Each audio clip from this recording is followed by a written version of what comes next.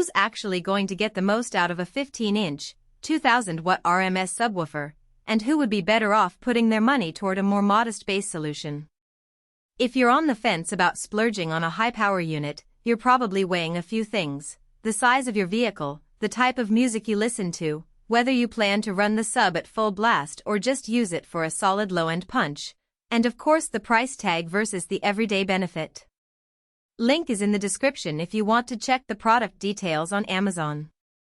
When I first started digging into the DD Audio 15-inch CB9515KD1, the biggest hesitation I felt was that the headline numbers 2000W RMS and a dual 1-ohm configuration sound almost too aggressive for a regular commuter or a weekend warrior who just wants a little extra thump on the highway.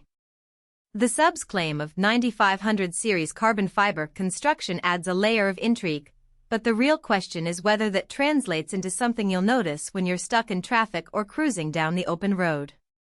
The other side of that coin is the risk of buying a sub that either overwhelms your system or ends up underutilized, leaving you with a pricey box that sits idle. Let's talk about the kind of setup most owners will encounter. This is a 15-inch driver, so it needs a fairly substantial enclosure, usually a sealed or ported box somewhere between 1.5 and 2.5 cubic feet, depending on whether you prefer tighter punch or deeper, more resonant lows. Most people pairing this sub with a DD Audio or similar amp will be looking at a 4-channel or mono amp that can comfortably drive a dual 1-ohm load. In practice, that means you'll need a power supply that can deliver at least 300 amps in short bursts if you ever push the unit to its RMS limit. For a daily driver, that's a lot of heat and wiring, so you'll want to make sure the vehicle's battery and alternator can handle the extra draw, especially if you're adding other high-power accessories like LED lighting or a big head unit.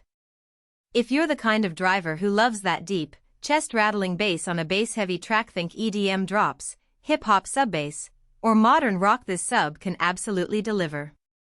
I ran a quick test in a mid-size sedan with a properly tuned ported box, and the difference between a stock system and the DD Audio was night and day. The low frequencies that normally felt like a vague rumble became a solid, musical thump that you could actually feel in the seat. On a long highway drive, the sub stayed tight even when the music hit sustained low notes, thanks to the carbon fiber cone that seems to reduce distortion at high excursions. That's a practical strength you'll notice: the ability to push deep bass without that mushy, booming sound that can quickly become fatiguing. On the flip side, the same power that makes it impressive can be a drawback if you're not set up for it. In a smaller hatchback I tried, the enclosure had to be very tight to fit, and the sub ended up sounding boomy, with the bass overwhelming the mids and causing a bit of rattling in the cabin. That's a hidden trade-off. The sheer size and power demand of a 15-inch, 2000W unit can be overkill for vehicles with limited space or for people who only listen to light rock or pop playlists. The dual 1-ohm wiring also means you can't just drop a cheap amp into the mix. You need an amp that can handle that low impedance without overheating, which adds to the total cost. Another practical point is the installation process. The sub itself isn't particularly heavy. Carbon fiber cones are lighter than traditional paper-based cones, but the recommended enclosure, especially if ported, can add a good amount of weight. You'll also need to run a sufficiently thick gauge power wire to the amp, plus a solid ground strap, to avoid voltage sag during heavy bass hits. For someone who's never done a custom install, the learning curve can be steep, and you may end up needing professional help. That's a cost that isn't reflected in the price tag, but it's part of the real-world value equation.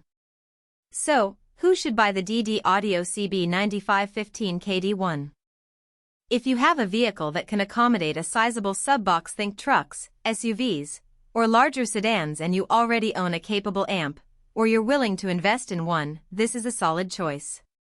It shines for listeners who demand high-impact, accurate bass for music genres that rely heavily on low frequencies, or for car audio enthusiasts who enjoy occasional track day or car meet sessions where you want to showcase a powerful, well-controlled sub. The carbon fiber cone gives you a little more confidence that the sub will stay linear at high power, which translates into a cleaner sound when you crank it up. Conversely, if you drive a compact car, have limited trunk space, Or you're primarily listening to mainstream pop and don't care about feeling the music in your chest, you might be better off with